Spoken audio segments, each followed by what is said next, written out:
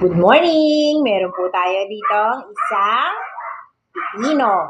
Alam niyo po ba na ang pipino, ito ay po pwede natin mismong kakainin ng ito lang. Babalatan lang natin, o hugasan muna natin, tapos babalatan po natin, at ito, pwede na ito na lang ang ating snack para po bumaba ang ating mga blood sugar.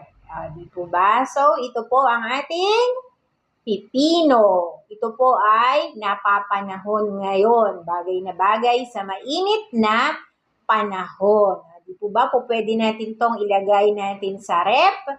Tapos, yan, hiwa-hiwain natin at pwede na nating kainin. Pwede rin po itong ilagay sa ating mga mata. Di ba?